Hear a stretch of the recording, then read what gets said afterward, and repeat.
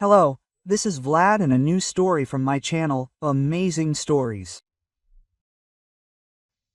So, what kind of hairstyle should we do? The hairdresser asked kindly. Oh, I don't even know, Angelica replied, confused. Honestly, I don't know anything about this. Maybe you could do something to your taste, so it looks nice? Quote, I'll do it, of course, but don't complain later that you wanted something different. There was no judgment or irritation in the woman's voice.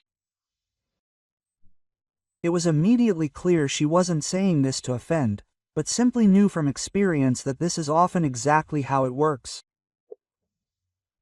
I won't, Angelica smiled softly. I really don't know what would be best. Are you a professional, after all? Quote. She was telling the pure truth. The girl had never been to a salon to get a trendy hairstyle. Frankly, she only went for a simple haircut once every 3 years, and always with the same request, just a trim. However, even these rare trips to the salon were considered wasteful by her husband. Who are you doing these trendy haircuts for? He snorted. You're a school teacher. Are you planning on showing off in front of the kids? Quote. But today was a special occasion. Her husband's boss was celebrating an anniversary and, among other celebrations, was throwing a kind of corporate party for the employees. Zhenya would probably have been more happy to go alone, as he always did. But this time, the boss made it clear he wanted to see the employees with their families. Quote. Well, do something about your hair, her husband snapped discontentedly. Otherwise, this eternal rat tail of yours is completely unsuitable for such an event.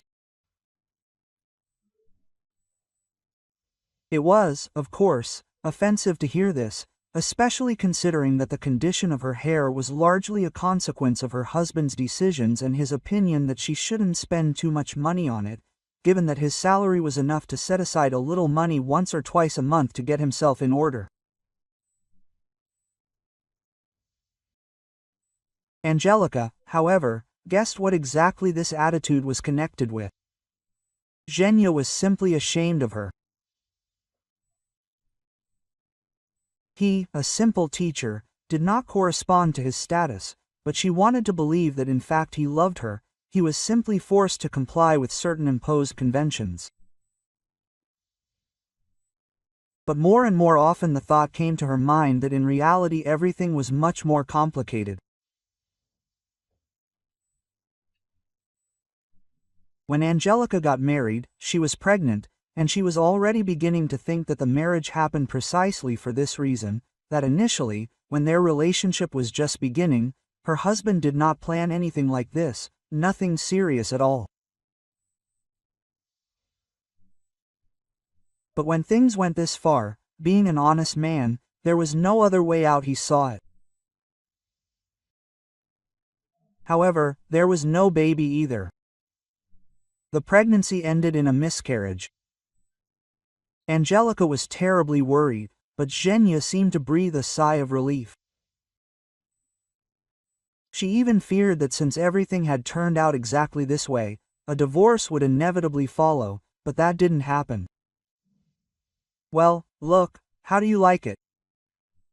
Lost in her own sad thoughts, she didn't even notice that her hairdo was finished, and, glancing in the mirror, she was stunned. Looking back at her from the reflection was a stunningly beautiful woman, in whom she barely recognized herself. The hairdresser had managed to work a real miracle with her unruly, thin hair. Great, quote, she smiled. Thank you very much. Angelica left the office with a broad smile. Perhaps now her husband will finally understand what a good hairstyle can do and will become less embarrassed by it. However, Evgeny was not in the hallway, he had gone somewhere. And to while away the time, she sat down on a chair, took a fresh issue of some fashion magazine from the coffee table and hurried. A woman was looking at her from the cover. She was wearing an elegant dress, and diamonds sparkled dazzlingly on her hands, neck, and ears. Angelica looked long and hard at her face, unable to believe her eyes. After all, she was the spitting image of her late mother. But it was unlikely that she could afford such expensive jewelry. Strictly speaking, Angelica had only seen her own mother in photographs. She died when the baby was only a few months old, but this image on the cover was strikingly similar to those old photos that Grandma sometimes showed. Could it really be a coincidence? Or maybe such coincidences don't happen. If so, it's not surprising that Grandma preferred to make up a story about death. Oh, it's a pity, I can't ask Grandma herself either. Well, what are you sitting there for, huh? She heard her husband's stern voice right above her head. Did you do it? I did it, she smiled, raising her head. How do you like it? It'll do, he muttered, as it seemed to Angela, without even glancing at her hair. Instead of looking at this nasty thing, let's get dressed and go. We'll be a little late, and the boss really doesn't like that. Angelica put the magazine down with some regret. She tried to remember its title, but doubted that she would be able to recall it even approximately by the end of the evening. And now she really needed to know who this woman was. However, there was nothing urgent, of course. She could continue the investigation after the anniversary. Yevgeny he hastily paid for the hairdo, all the while grumbling about how expensive and useless everything was. They got into the car and drove off. This is my boss, Fyodor Alexandrovich, and this is my wife, Angelika, he said dryly. Oh, and you never told me your wife was such a beauty? The boss chuckled. His lips stretched into a wide smile, but his eyes remained empty and cold. He was looking at her too closely, as if trying to find some familiar features. And it made her feel a little uneasy. She wanted to turn away, but perhaps that would have been impolite. To Angelika's relief, Fyodor Alexandrovich soon became distracted himself, heading off to greet the other guests. Meanwhile, her husband began chatting with one of his colleagues, and she was left completely alone in the middle of the hall. Some strangers passed her. Some threw slightly surprised glances at her, but overall no one was paying close attention. Angelica didn't know whether to be happy or upset. On the one hand, she was a little shy and had no idea what to talk about with these people. But on the other, it was sad to stand at the party like this, proudly alone and with no idea what to do with herself. Finally, she noticed a table with magazines in the corner of the room, almost identical to the one in the beauty salon. Luckily, she approached it and the first thing she saw was the same building. She mechanically picked it up and leafed through it, hoping to find some information about the mysterious woman inside, but it was only on an advertising spread that praised some expensive jewelry salon. Well, how do you like it? A pleasant but completely unfamiliar male voice was heard nearby. Angelica turned around and saw a man in an expensive suit, apparently an employee of the company, standing in front of her. What, how, she clarified. Our boss's hobby, the stranger grinned. He seemed like such a respectable man, the owner of a serious company, but in his free time he publishes glossy magazines. And he also diligently pushes his latest mistress, or whoever she is, into them. He was already confused. "Do you mean this woman?"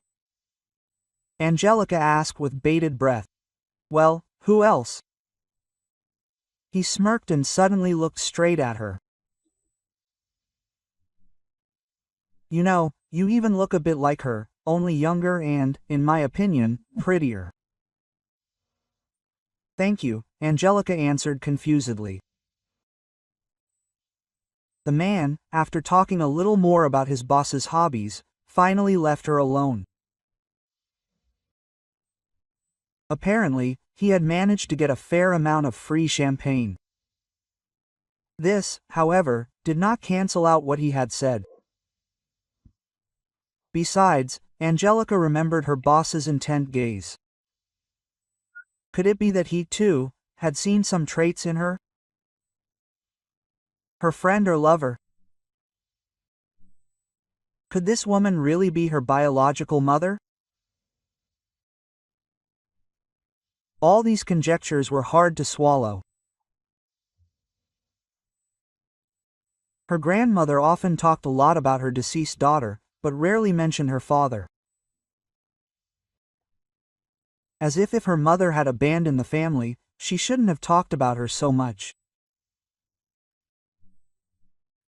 But couldn't it be that she herself didn't know her daughter's true fate?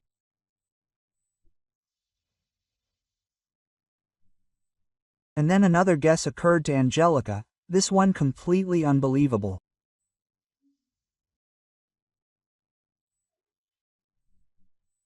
If this woman was romantically involved with Fyodor Alexandrovich, if she really was her mother, then couldn't it be that her husband's boss was her father?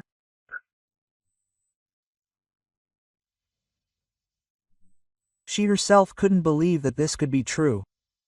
But at the same time, the thought was firmly ingrained in her mind. In the end, there was only one person who could confirm or deny her suspicions. Well, how could she approach him? Well, not by asking point blank, "Excuse me, but did you by any chance abandon your daughter 25 years ago?" And Zhenya, of course, would be displeased. After all, he had warned her in advance that she should behave as quietly and inconspicuously as possible at the party. But it was difficult to remain with all these guesses. After some torment, she finally made up her mind. She took one of the copies of the magazine and headed straight towards Fyodor Alexandrovich. Luckily, there was one standing there in a rather inconspicuous place in the room. "Excuse me," she said slowly, pointing to the same advertising spread. "I think this is my mother. And for many years I thought she was dead, but I was told that you knew her." Fyodor Alexandrovich looked straight at her, and fear was visible in his eyes. However, this only lasted for a moment. He was silent for a few more seconds, and then said in a firm and confident voice, "You are mistaken, this is the famous model Valeria Krasina. She never had any children." "Well, I don't know anything about your mother." But Angelica tried to object. "There are none here, but," said Fyodor Alexandrovich, and irritation was heard in his voice. "She may look like your mother, but as far as I know, you've only seen her in photographs, so you could well be mistaken. My advice to you: don't bring this out into the open and bother strangers with your problems." Quote. Angelica wanted to say something else. But at that moment her husband came up and, taking them by the elbow, led them away from the boss. All this time he was smiling and exchanging some jokes with colleagues, but nevertheless, knowing him well, she felt. There will be a real scandal at home. "What have you caused?" Zhenya pounced on her. As soon as they entered the apartment. Nothing. Listen, I'm so tired, I want to sleep. Let's talk tomorrow. She tried to avoid an unpleasant conversation, but it was no use. Well, no way, we'll discuss this right now. I'm tired too. Especially because instead of relaxing at the anniversary, I had to keep an eye on you, and you still managed to ruin everything. Why did you pester him? I didn't pester him, Angelica was indignant. I just asked a question. He was alone. I didn't distract him at that time. What questions do you have for him? You didn't even know him. Well, I didn't want to take you, and I see. It was worth it. Understand, Angelica tried to explain to him. I myself didn't think that I had questions for him, but there was a magazine. And then what? You never know what magazines there are. So, in that magazine there was a photo of a woman who looked like my mother. She died, Yevgeny noted skeptically. Quote. Exactly, Angelica said heatedly. But what if not?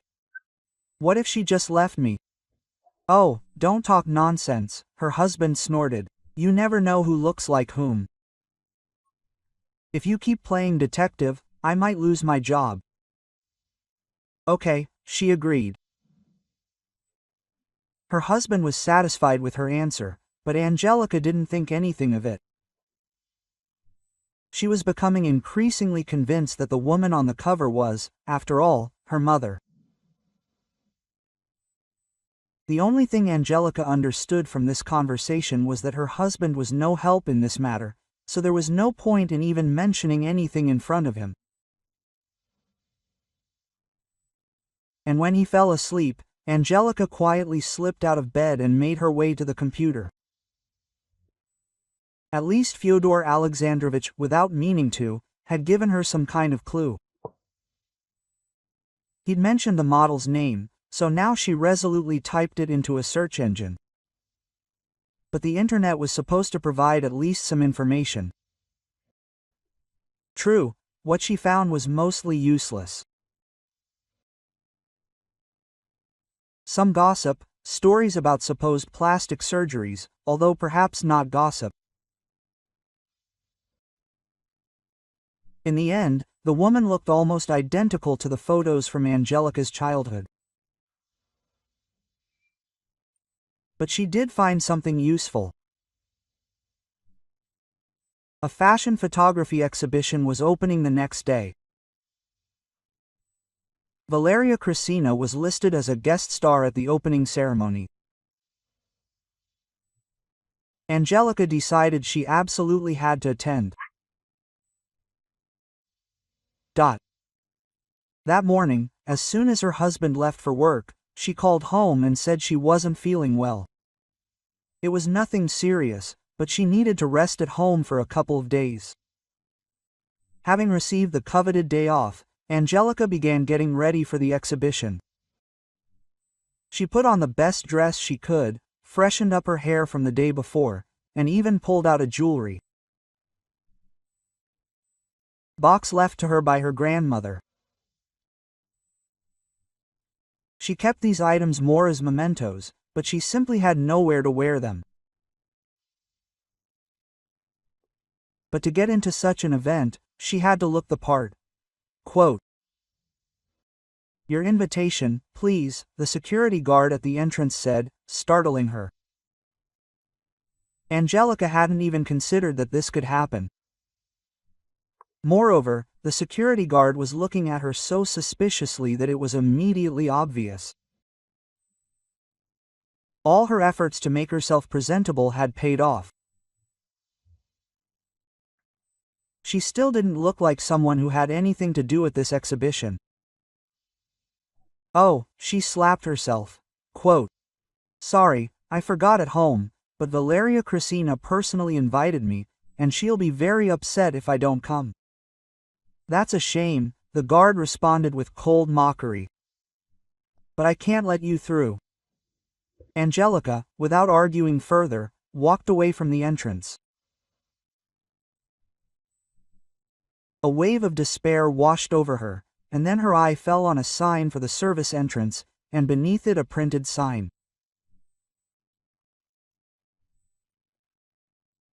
Informing waiters that only there should they go. Angelica smiled. A new plan formed in her head. Quote, "Are you a waitress?" The guard at the service entrance muttered, barely looking at her. "Pass. Come on." "Oh." Angelica was performing the same act, and I forgot.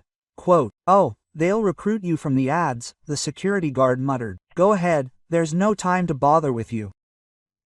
That's how she found herself at the exhibition, lost among the waiters. No one was paying much attention to them. And seizing the opportunity, Angelica threw off the uniform she'd found along the way. And now she was almost indistinguishable from the other guests. No one was paying any attention to her, especially since Valeria had come on stage. Angelica only had to look at her for her heart to beat faster. It seemed to her that in person this woman even resembled the photographs of her late mother. But her voice seemed somehow alien and evoked no emotion or memories at all. She made her way closer to the stage, and as soon as Valeria finished her speech, she managed to approach her. The woman looked at her with cold curiosity and extended her hand. She must have thought it was just another fan coming to get her autograph. Quote, "I'm your daughter." That was all Angelica could manage. "Why did you leave me?" Valeria raised an eyebrow. Despite the theatricality of the gesture, it was immediately clear that her surprise was completely genuine. Quote, "Listen," she said unexpectedly softly. "I've dedicated my entire life to my modeling career. I never had a family or children. You've probably got something mixed up. It's a shame your mother abandoned you, but I hope you can find her and ask her this question." And Angelica believed her.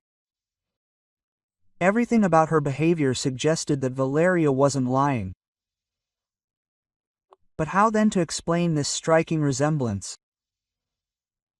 Perhaps her mother had a twin sister.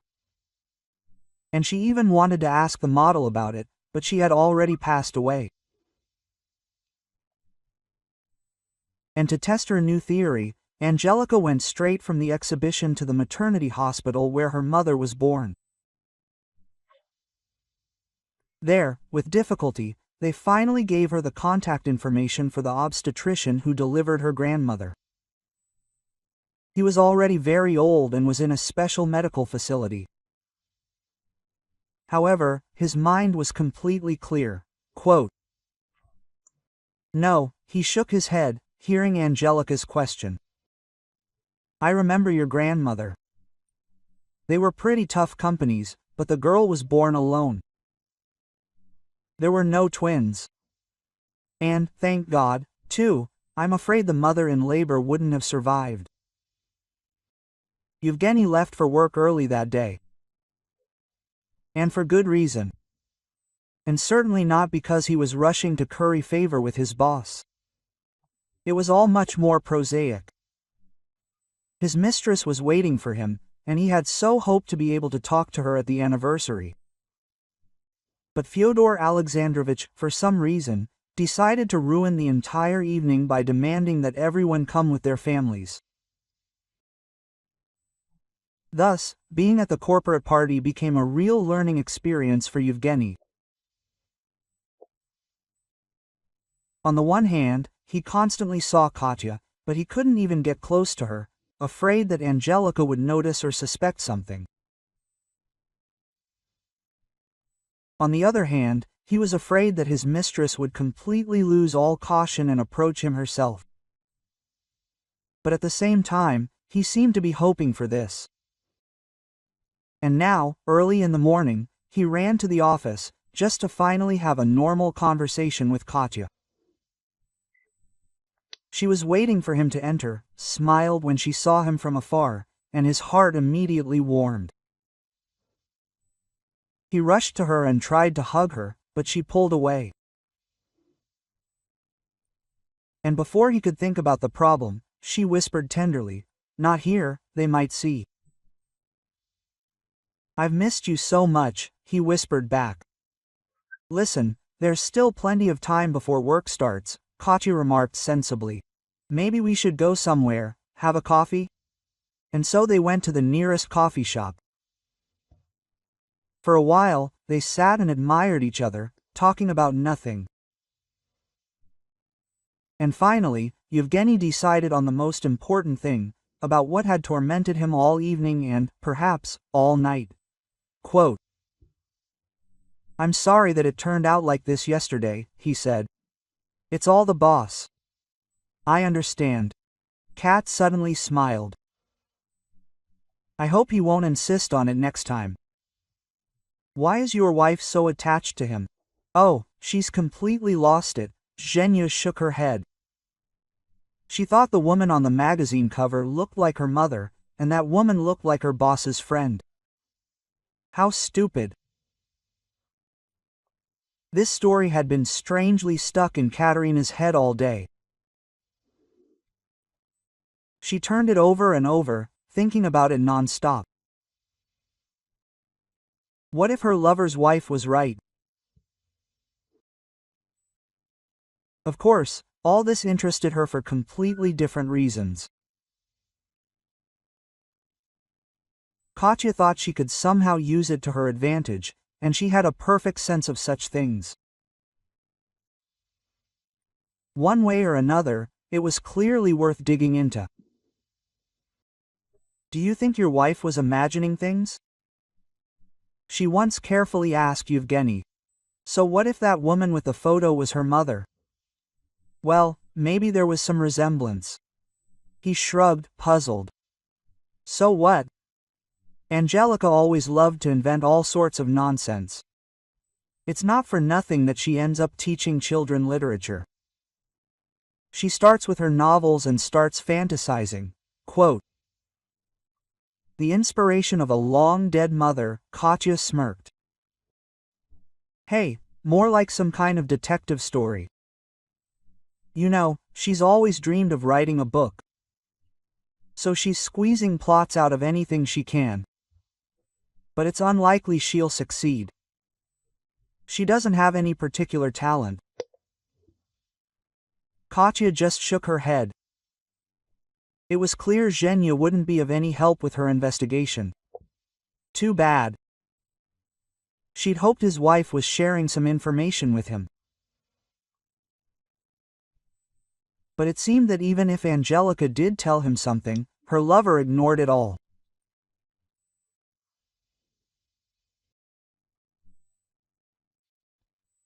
In the end, she started by finding that magazine and quickly discovered that her boss was having a real affair with that model, something many in the office already knew. Then she focused on the model.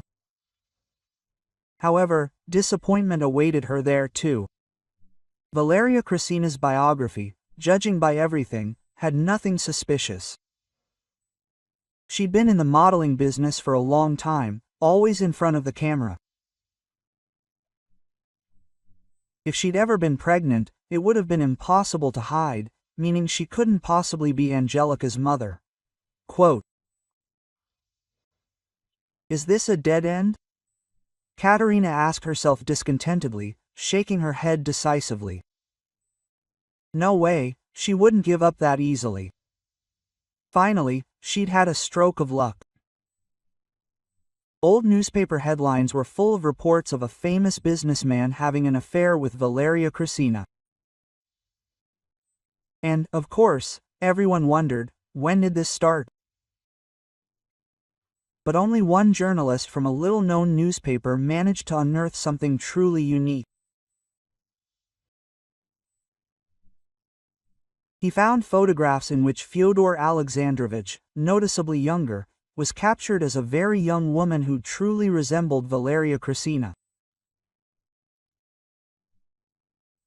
And, apparently, the pictures were taken several years before everyone recognized this woman as a brilliant model. Quote,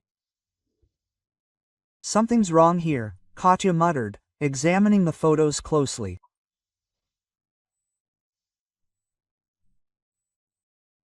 Indeed, Valeria looked tense in each one, as if she didn't want to be photographed, or even more so, as if she didn't want to be around this man at all.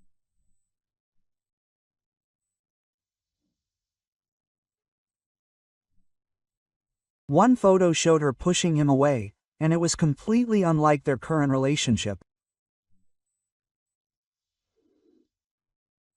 Now they looked extremely content, hugging, and engaging in animated conversations. Of course, love and hate are, as we know, just a step away, but still, this looked extremely suspicious. The journalist himself went even further in his assumptions. He claimed that the woman depicted was actually a completely different woman, and he convincingly proved this, verifying minor but difficult to change details.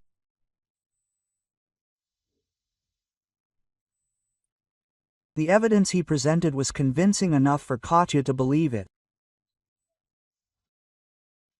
Now she clearly saw the inconsistencies. But the journalist didn't make any assumptions about who the unknown woman might be. "What will the internet say about you?" Quote, Katerina said thoughtfully, running a photo search. Most of them, of course, referred her to a famous model, but after scrolling through countless pages, she finally came across a short note. It was an obituary. It spoke of the tragic death of a young woman who left behind a 7-month-old baby. And the publication was accompanied by a photograph, apparently of Valerie Crazin, only a very young one.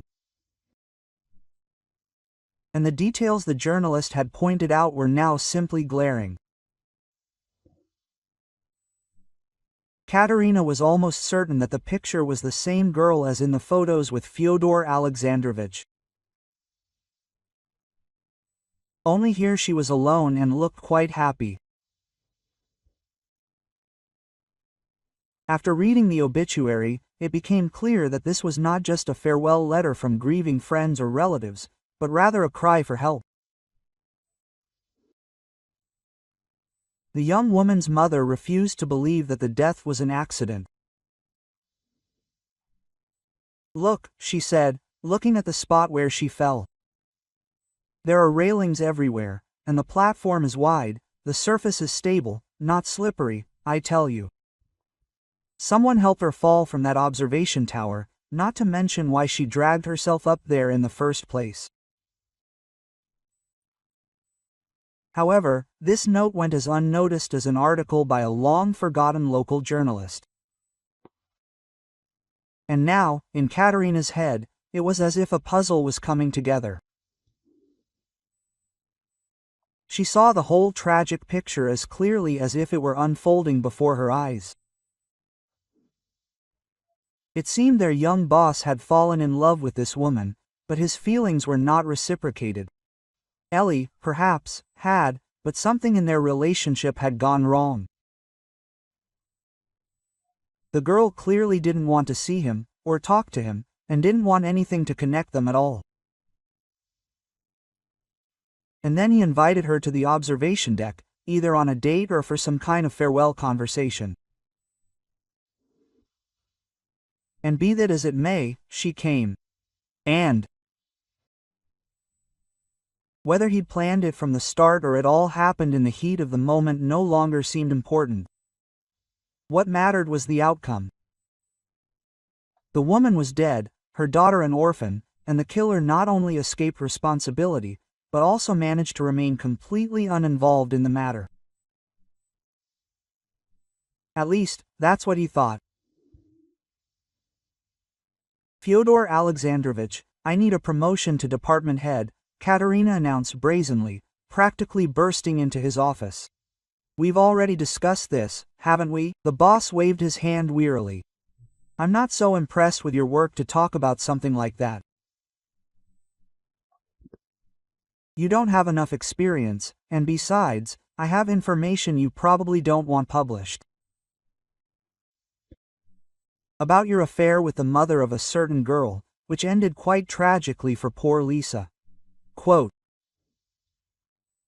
Fyodor Alexandrovich flinched barely perceptibly, but it was enough for Katya to understand.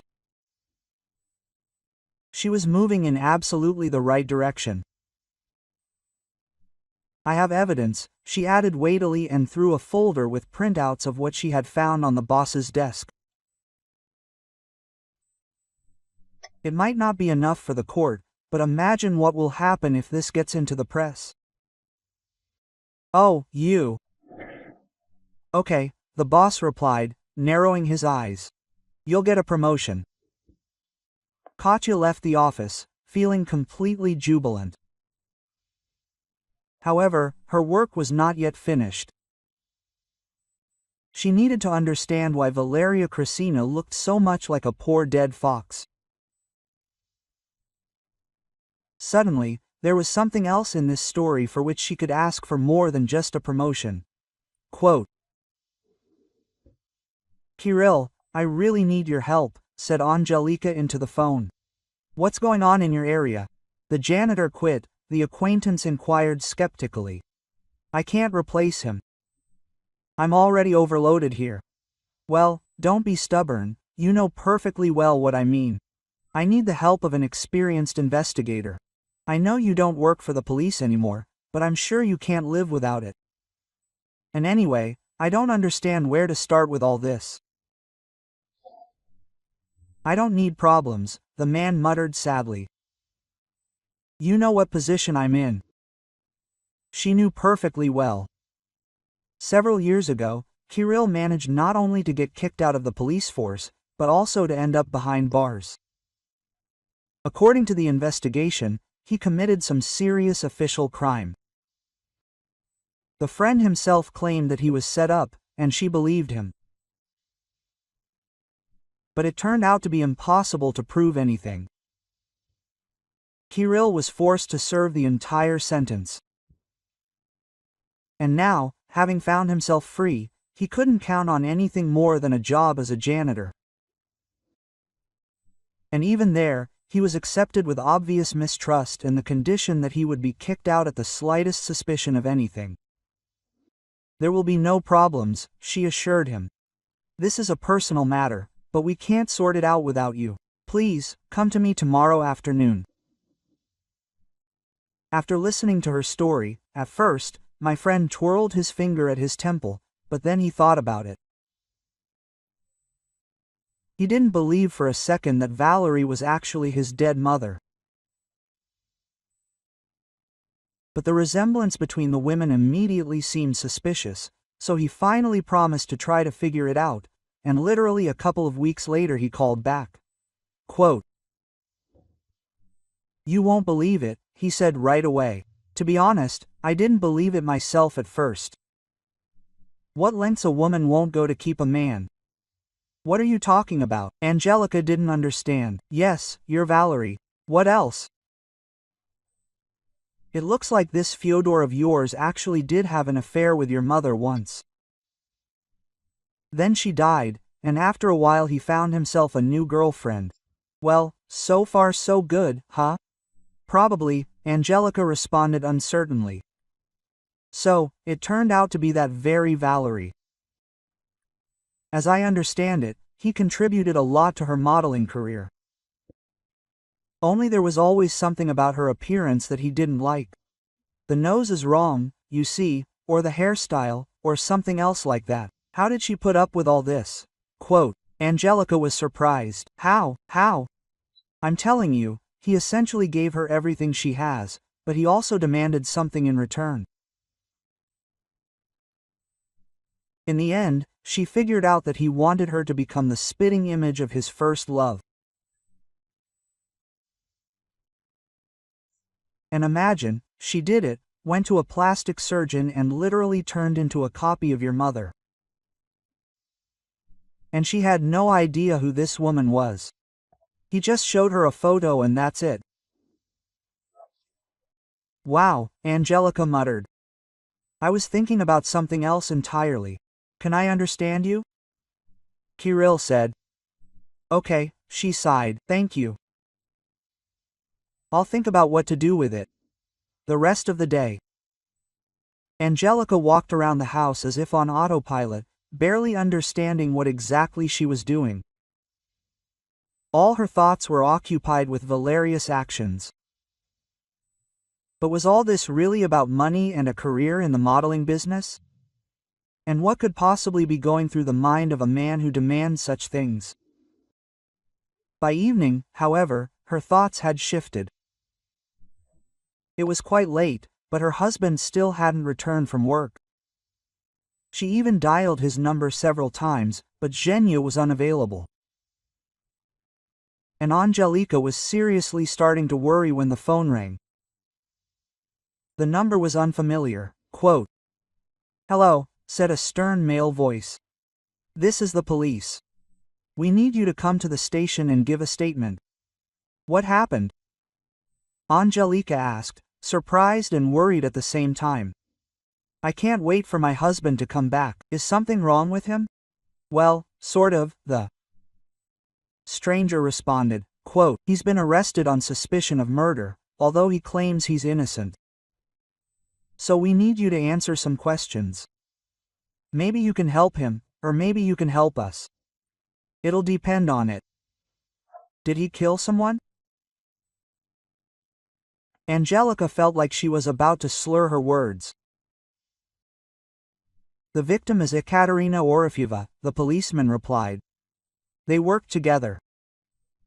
I don't want to upset you even more, but it seems they were having an affair. This Ekaterina recently received a promotion that her boss didn't want to give her. So we think jealousy could have been the motive. Your husband thought his mistress was unfaithful to him, and, to put it mildly, slept with the boss for the promotion," Angelica clarified mercilessly. "You got it right. Or, alternatively, he was aiming for this position himself, or maybe both. One way or another, there is certain evidence that points to your husband. Traces of blood at the crime scene, his fingerprints, and so on. I'll be there tomorrow afternoon," Angelica said and hung up. The last thing she needed was a morning opening, and now this. It turns out her husband had an affair. That's why he was so reluctant to take her with him to the company event, and now he was accused of her murder. Her head was spinning. There was a disgusting ringing in her ears. "Hello, I'm your husband's mistress." But what good could there possibly be in a message that began with such words? In Angelica's case, the fact that this woman was even capable of writing anything was good enough. If, of course, it really was her. After all, that meant her mistress was alive, and her husband, while a cheater, was at least not a murderer. Frankly, after everything that had happened recently, Angelica was ready to believe anything, including the idea that the supposedly murdered woman could have miraculously escaped. "You don't believe them, do you?" her husband asked when she came to see him. "You don't believe that I actually killed her? So you don't deny that she's your mistress," Angelica clarified. "What difference does it make?" Zhenya was indignant. "They're actually trying to put me in jail for something I didn't do. And why are you pestering me with your stupid jealousy?" "Well, I can't know what you did or didn't do," she responded, a little distantly. "But, frankly, not long ago I wouldn't have believed that you were cheating on me. And now, where's the truth? If I can't believe one thing, then how can I believe the other? The police will sort it out. That's their job." "Yeah, just like they did with your friend." Zhenya snorted. "What was his name again?" "Kirill." "By the way, yes," Angelica said thoughtfully. I wonder when he was arrested? And you were angry that I was trying to help him? Accused me of infidelity. Were you already dating? You're Katya then? Judging by yourself, then? In short, whatever her husband wanted from her, but certainly not what he got in the end. And now she received a message from an unfamiliar number, supposedly from that same mistress. Angelica even laughed at the absurdity of the whole situation, but still continued reading. Quote, "Don't try to call me back," Katerina wrote. "I hid the phone, but it might be found." Quote, "I'm writing to you specifically because I don't know who else to turn to about this. But I have information that might interest you." What is this? A request for help or blackmail? Or maybe both combined? Well, with that approach, it's not surprising that this woman is clearly in some kind of trouble. I am in a country house, Leninskoye Chaussee 145. I am being held here by Fyodor Alexandrovich, my boss, the man who is involved in the death of your mother. He forced another woman to change her appearance so that she would become an exact copy of her. I'm scared. Please help. I will tell you everything I know about this." Angelica shook her head. She didn't want to believe what she had just read. But, on the other hand, at least part of this information corresponded to what she had learned. Perhaps everything else is true. In that case, this mistress really is in danger. Well, and besides, she can help with something. After a slight hesitation, Angelica picked up the phone and dialed a number. "Kirill, forgive me, but it seems your help is needed again, and it's going to be dangerous. It's connected to the case I asked you about earlier, though." "Hey, I had a feeling this whole thing would lead to trouble," he grumbled in response. "But what happened there?" "In short, there's a woman being held in some country house, but they think my husband killed her. It's unclear, but very interesting," Kirill chuckled. "But with that information, I'm afraid I can't do much. Look, first Evgeny was accused of her murder," Angela continued. "And now I've received a message supposedly from her. Let me forward it to you, and at least think together about what to do with it." "Okay, go ahead and send it," Kirill said. Much later, he admitted that he had nevertheless had to turn to his former colleagues for help. Unofficially, though, to the very people he trusted as much as himself. Having received the message, Kirill immediately realized he couldn't handle this alone. A couple of days later, Katya was released from confinement. It turned out no one was guarding the place where she was being held. Only Fyodor Alexandrovich himself came once a day to check on his captive, and was arrested right there. And the testimony of his employee provided all the grounds for opening a criminal case. Yevgeny, of course, was released. He was grateful for this, including to his wife. He apologized for his infidelity, insisting that he would never again violate her trust, but it was already broken. So Angelica moved out of their apartment and filed for divorce. Winter was gradually coming into its own. Snowflakes, one after another, slowly fell onto the tombstones of the city cemetery and immediately melted, as if they had never been there. Angelica slowly walked along the rows of monuments, looking among them for the simple cross under which her mother was buried. Before, she had only been here as a child with her grandmother. And then she began, somehow, she had no time for that. And now, when she knew everything, she wanted to come here, bring flowers, tidy the grave, and just be there, where it seemed her mother would always be next to her, and ask for forgiveness for doubting her. I know now, Angelica whispered quietly. You would never do something like that. Forgive me, Mommy. Quote, she spent several hours at the cemetery. She was returning home late in the evening, and suddenly, completely unexpectedly, the phone rang. She even flinched, but, looking at the screen, breathed a sigh of relief. Kirill's number appeared on the screen.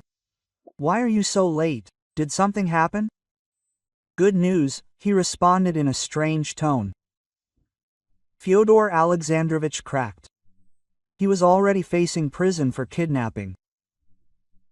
But the guys tried, dug into the old case and collected some evidence. So, he admitted that he really did push your mother. He says he confessed his love to her there yet again, and she rejected him again. That's why he freaked out. I understand, but that's probably not all, right? Angelica noted shrewdly. Yeah, it's time you joined the police yourself, laughed the friend. Listen, here's the thing. I found a boy. Who? Angelica repeated, dumbfounded. Well, a guy, a child, probably about 8 years old, while he was working. He was hiding in an old doghouse. We used to have a big dog in the yard. Well, she died some time ago, and he showed up. Winter is starting, at least this is some kind of shelter. His parents died, you know? Although they lived on the street before that. How awful, noted Angelica.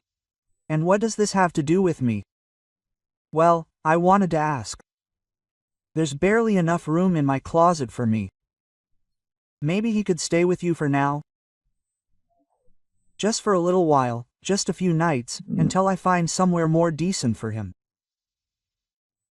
You want to send him to an orphanage? Asked Angelica. Well, what else? I can't even feed him on my salary, let alone everything else. Don't worry, I'm not the first person I come across. I'm telling you, I want to find a normal place for him, where he'll be happy. Oh, where he'll be happy. Only with a family, Angelica said stubbornly. So they began courting a boy named Petya. And this common cause seemed to bring them closer. Sometime later, they unexpectedly decided to get married, and this allowed them to officially adopt the boy. Around the same time, another couple had problems of a different kind. Katerina decided it would be better for her to break up with Evgeny. And she did it just as the man decided to propose. Listen, it's not really my level, she remarked frankly. I'm actually building a pretty good career, department head, in case you've forgotten, and now the company director's position has opened up, so I plan to move up. And who are you? A simple manager, so why do I need all this? Wait, what about our feelings? Zhenya asked, taken aback. Feelings? What feelings? She laughed. We were just having a good time together. Oh, if I'd wanted something more serious, feelings, I would have chosen someone more respectable, not to mention the fact that he wasn't married to begin with. This angered him so much, yes, that he even quit. But that wasn't enough for him. In the end, a few days later, he snuck into the office with a can of gasoline. The security guard let him in out of habit, and Yevgeny set the premises on fire. It was only by a miracle that there were no casualties. But all property, including important documents, was irretrievably lost. This act had several consequences. First, the company was completely ruined, and Katya, having lost almost everything, was forced to look for a much more modest position. Zhenya, meanwhile, received a prison sentence. He was also forced to leave all the disputed property, which he had intended to sue, to his ex-wife. Meanwhile, Kirill, with his wife's support, managed to clear his name. He found the people who had framed him several years earlier, and they were duly punished. He himself received an official apology and was reinstated with compensation. Together with Angelika, they raised Petya, who, having settled into his new home, called them Mom and Dad. They also promised to give him a little brother.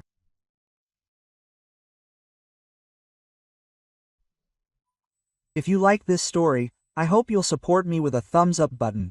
All the best, M.